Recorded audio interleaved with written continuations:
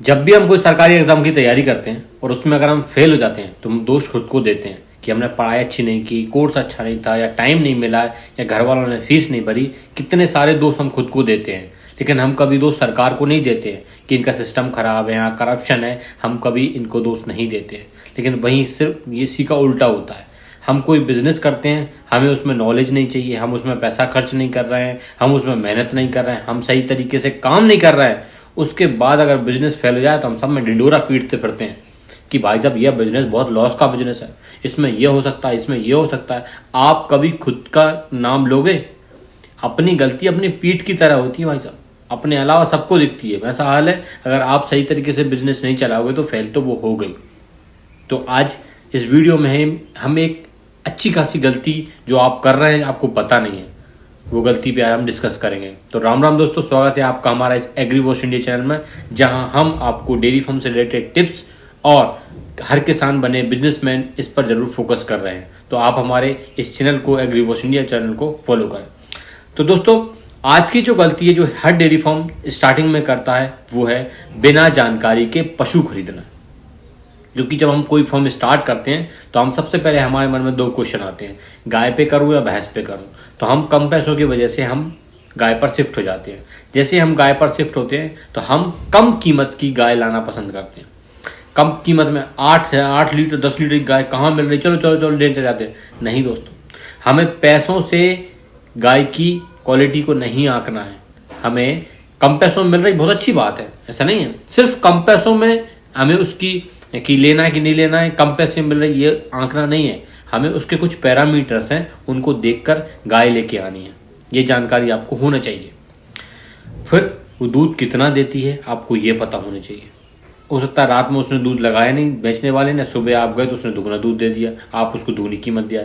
आपको उसके दूध की क्षमता का पता लगाना है। वो कम दे रही होगी, मैं मान रहा हूं, लेकिन उसकी क्षमता कितनी है।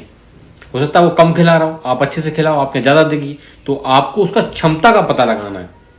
किसी अनुभवी व्यक्ति, किसी वेटनरी डॉक्टर या किसी जो डेयरी फार्म चला रहे हैं उसके साथ जाएं जब भी आप गाय लेने जाएं।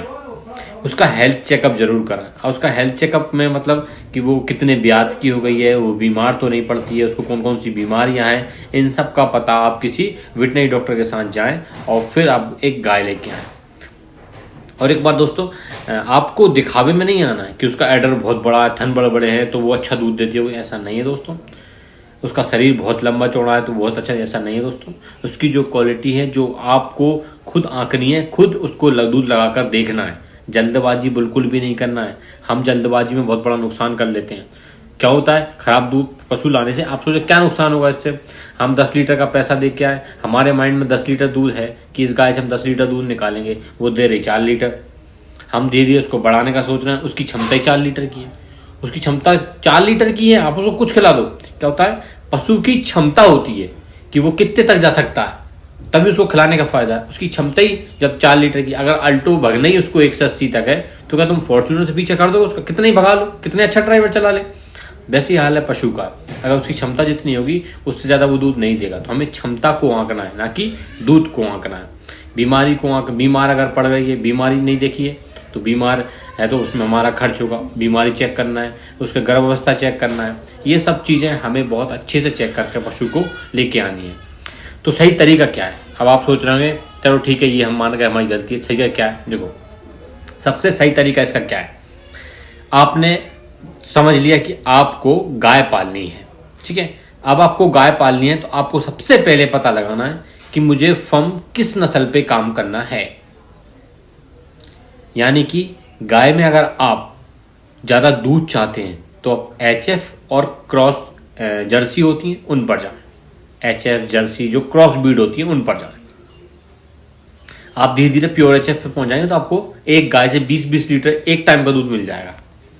लेकिन अगर आप इन फ्यूचर 2 या 3 साल में मेहनत करके आप चाहते हैं मैं एक ब्रांड बनाऊं, जैसे अमूल है, सांची है, और मैं ऑर्गेनिक की तरफ जाना चाहता हूं, जिस तरफ हमारा भारत जा रहा है, जिस तरफ हमारा फ्यूचर है, उस तरफ मुझे जाना है भैया, तो फिर उसके लिए आपको गिर, साहिवाल, थारपारकर, शंकर गाय ऐसी गाय चुनना होगा, क्योंकि इनका दूध A2 माना जाता है। A2 का इनमें टैग लग जाता है तो इनकी रेट जो है मार्केट में सबसे ज्यादा मिलता है इनके दूध का। तो अगर आपने नस्ल चेक कर ली, नस्ल डिसाइड हो गई, अब उस नस्ल की गाय आप देखना शुरू कर दीजिए। फिर आप जब आपको वो गाय मिल जाए तो क्षमता आपकी उसकी भी 5 से 6 लीटर की ऊपर की ही होना चाहिए। ठीक है, जब आपने उसकी क्षमता नाप ली, उसको 2 से 3 बार खुद लगा कर देखें, कंटिन्यू 2 से 3 बार, सुबह दोपहर शाम।